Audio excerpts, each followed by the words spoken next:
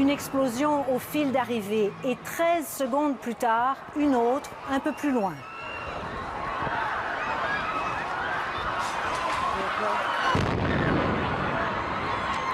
Le marathon de Boston s'est terminé en bain de sang cet après-midi avec plus de 100 blessés et malheureusement 3 morts, dont un petit garçon de 8 ans selon un journal local. Mesdames et messieurs, bonsoir. La course durait depuis 4 heures, mais près de la moitié des 27 000 participants étaient toujours attendus. À 14h50, dans la dernière ligne droite, vous le voyez, 2 explosions, coup sur coup, ont semé le chaos. La Maison-Blanche planche sur l'hypothèse d'un acte terroriste et l'enquête vient d'être confiée au FBI.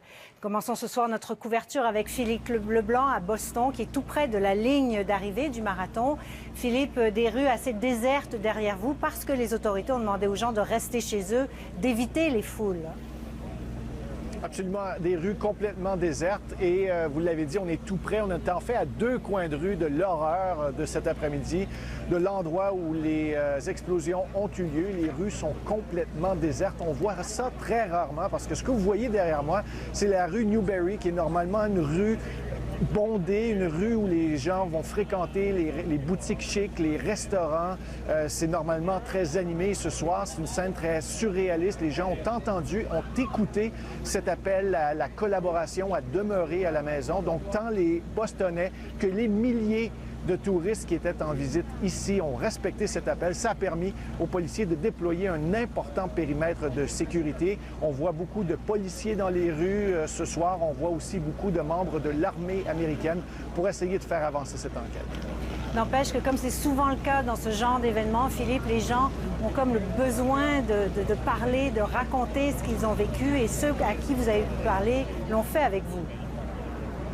Oui, absolument, parce que les gens sont horrifiés non seulement par les 2 explosions de cet après-midi, mais encore plus horrifiés de savoir qu'il y avait plusieurs enfants au nombre des blessés. C'est arrivé à un endroit qui était bondé, sur un endroit mythique de Boston, la place Copley Square, qui est un lieu normalement propice aux célébrations. On sait que plusieurs équipes sportives à Boston ont remporté des championnats ces dernières années. On venait célébrer où à Boston? On allait célébrer à Copley Square. Donc les gens étaient là et ils ont passé la fin de semaine à s'ouvrir au monde, à accueillir le plus vieux marathon en Amérique. Et donc, ils fêtaient le dépassement de soi au niveau sportif et ils fêtaient aussi aujourd'hui le niveau patriotique parce que c'est la fête des patriotes au Massachusetts. Donc, on est doublement meurtris de savoir que tout ça, ça survient aujourd'hui. Et plusieurs personnes aujourd'hui nous racontaient avoir perdu complètement le sentiment de sécurité, un peu ce que racontaient les New-Yorkais après le 11 septembre.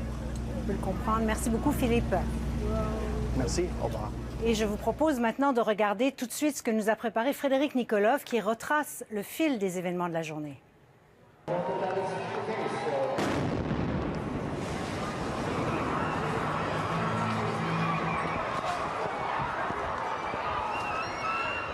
Le marathon de Boston s'est terminé par une tragédie. C'était la panique complète, je veux dire, comme tu pourrais l'imaginer quand il y a une bombe qui explose. C'était vraiment... les gens qui n'étaient pas dans la course n'avaient aucune idée qu'est-ce qui s'avait passé. Les gens dans le centre d'achat surtout. Mais je dirais après 5 ou 10 minutes, tout le monde savait qu'est-ce qui s'était passé. Les policiers ont intervenu, puis c'était vraiment la panique. Oh my God. Cette année, 2078 Canadiens étaient inscrits au marathon de Boston.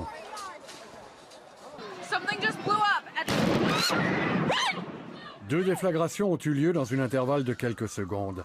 Les secours sont rapidement intervenus, les policiers, les ambulanciers et les pompiers. Les premiers soins ont été administrés sous une tente qui avait été installée pour recevoir les participants au marathon. L'explosion a été très forte, dit-elle. Des débris volaient autour de nous. C'était vraiment énorme. Les gens étaient sérieusement blessés, disent témoins. Des lacérations sévères, des membres arrachés. Vous savez, l'explosion a été très forte. Il y avait du sang partout. Ce lundi, c'était la journée des Patriotes, une journée fériée pour la majorité des habitants de cet État de la Nouvelle-Angleterre. Have at this point in time determined that there has been a third incident that has occurred. Le commissaire de police de Boston a déclaré qu'une troisième explosion avait eu lieu à la bibliothèque John Fitzgerald Kennedy. Mais il est revenu sur cette information, disant plus tard que cet incident était lié à un feu à l'intérieur de l'établissement. Aucun suspect n'a été arrêté. We are asking that people stay out of crowds and calmly make their way home, or if they're... De son côté, le gouverneur de l'État a déclaré que ce lundi était une journée horrible dans l'histoire de Boston. Il a également enjoint la population à rester chez elle et à ne pas sortir jusqu'à nouvel ordre. L'enquête a été confiée au FBI.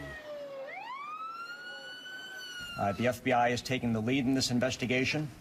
C'est une enquête criminelle qui commence, dit-il. Et cette enquête pourrait devenir une enquête sur un acte terroriste. Le dernier mille du marathon de Boston a été dédié cette année aux victimes de l'école de Sandy Hook à Newtown. Il y a eu 26 morts lors de cette tuerie.